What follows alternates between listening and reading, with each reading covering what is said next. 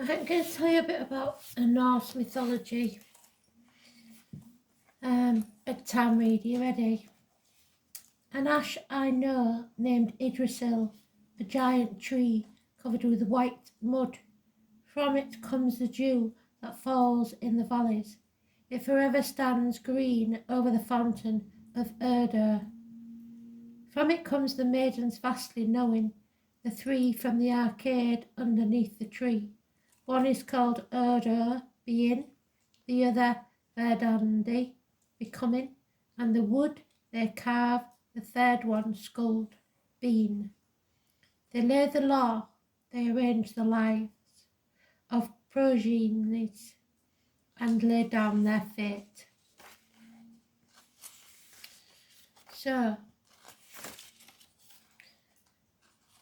I'm not going to go on about the cards, but there is some things that I've told you to look for before, and it comes up many times in different times of divination.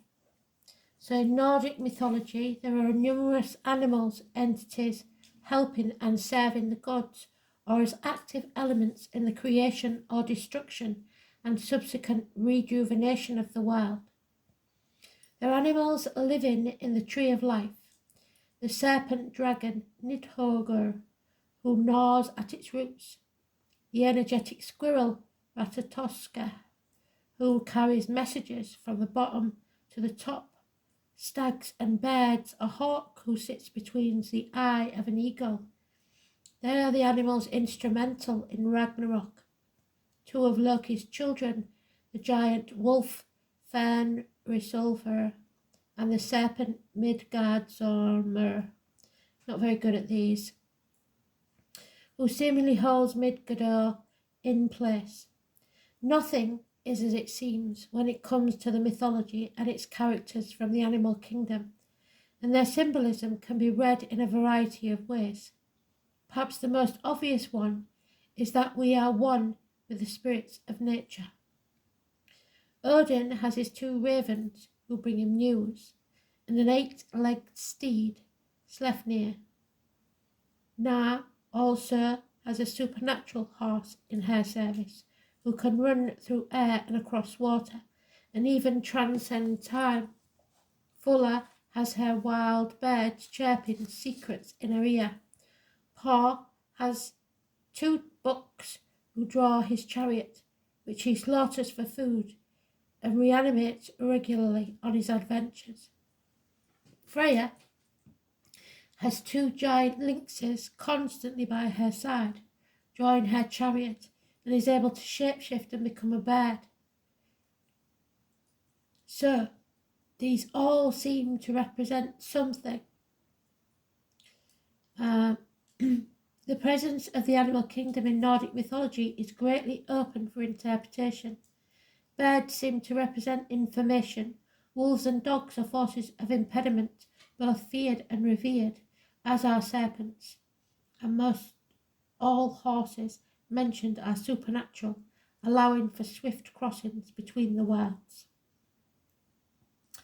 The circle is a recurring form that is instrumental in most pagan rituals and certainly always present in Nordic paganism. Whether it is in unifying the detaching manner,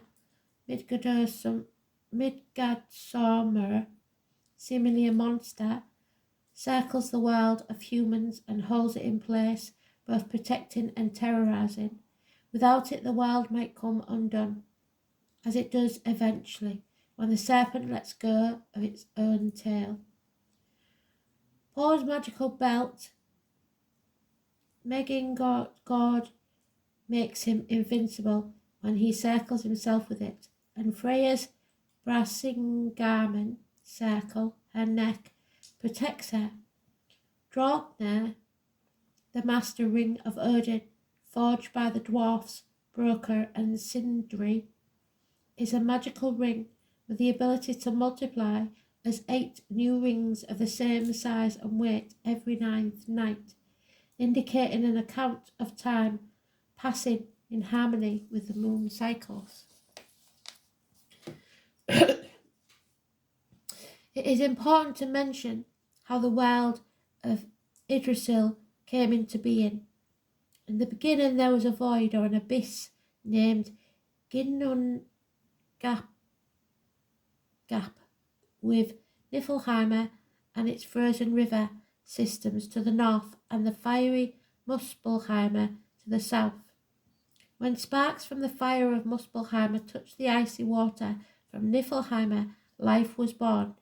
So Ymir, the original hermaphroditic giant, was born, and so the proto-cow Audumla came into being to feed Ymir. So we have a similar thing with Adam and Eve, but it's Lilith and Adam, where they were joined together. So hermaphrodite, but she decided she didn't want to be one with Adam and left. The gods sliced them in half and made them two separate people. So when Ymir slept, sweat from his armpits produced the first humans, Asker and Embla, and one of its legs begat children with his other leg. From that lineage all giants have their roots, and so all the gods, elves and dwarfs. The first god that came into being, Odin, Vili and Ve, placed Ymir in the middle of the void, dismembered him, and from his limbs, bones and flesh created the substance of this world. From his skull the sky was created, and from his blood came the sea, his flesh the earth, his bones the mountains, and his hair all the trees and plants. Ginnungagap was never seen as an empty void, as one might think, but rather one can think of it as a fountain filled with some supernatural and creative substance. The place where the void used to be now holds the three springs underneath the roots of Yggdrasil. Erda Brunner, Hervegmle, and Mimi Brunner. Everybody in Norway is going to be laughing at me now. This void is the magical place from where Yggdrasil seems to have grown, and this is the place where the gods meet when Ragnarok is pending. One sprout of Yggdrasil's roots has lifted Niflheimer from hell up into the tree branches, so it sits to the north, but Muspelheimer is still to the south. The elements, according to Nordic paganism, along with the circle form, there must be earth, running water like a river, or better yet, a waterfall, air or wind, and a living fire present at pagan rituals. Those are key elements, and they each have significance. The Nordic mythology practice or heathendom was a decree placing faith in gods and goddesses of the world of Yggdrasil. The gods in Asgard were called Aesir, plurals for Aes, and they are thought to have been worshipped mostly by chiefs and what could be called the upper class, while common people worshipped and relied on nature, nature's deities and demigods and goddesses. Those are interlinked and came together in the folklore and mythologies and related stories and poetry. Common people and the upper classes alike are dependent on the mighty force of nature, and heathendom reflects that in its rituals and in the importance of acknowledging not only the cardinal directions, the circle, but also the natural elements around water, fire, air and earth.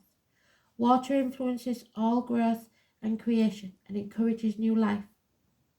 All sites with water are powerful for heathen rituals, be it brook, stream, river or pond or lake, even the mighty ocean. Odin is said to be able to draw water from the earth and stone. There are 3 springs of water named as significant in the Edda, and they are seen as source for existence. Mimir's Brunner, the well of Mimir, the wisdom. Erda Brunner, the well where the 3 Norns of human destiny dwell, and Hevelgemlir, indicating a boiling hot spring that produces a system of mighty frozen rivers called Elivagar. When the water from Elivagar came into contact with a spark from Muspelheimer, new life was born. Water is essentially the element that nurtures growth and creation. Water also takes on the form of ice and snow. There are countless stories of entities of water and their influence, some of which are present in the deck.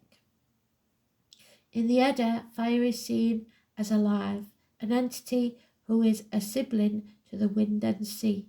The only god that calm these three when they stir up is thought to be Njordr. Fire is a volatile element, and along with water, a source of element in creation, but also one of destruction. Some of the giants of the Eddas are of fire, and the world is born of fire. There are countless stories of fire and fire roosters. The giant Ekpi is said to have two roosters, Salgonfir and Fjala, because roosters are also known as the phoenix, who are fire entities and even demigods. They spend fire with their red feathers, and during Ragnarok, Salgofir sat on Muspel's shoulder and shed his fiery feathers. Fire is a highly respected element and can turn into wrath and greed, but it can also be friendly and tame and can help humans with warmth. Fire is essential, the element of volatility, and commands respect, but can be tamed. Ideas about air and wind are on a similar note, although not as wrathful. Air is alive in the form of wind and breeze and gives life, but can also take on a devastating force. Wind has many names and many stories. Wind and fire are very linked and must be present in all heathen rituals. Weather and wind greatly affected the income and survival of people, so air is a revered element to be called upon and acknowledged for farming, for living, and not least for sailing and navigating. Earth is the element that forms the base of human existence and is always to be acknowledged and greatly respected.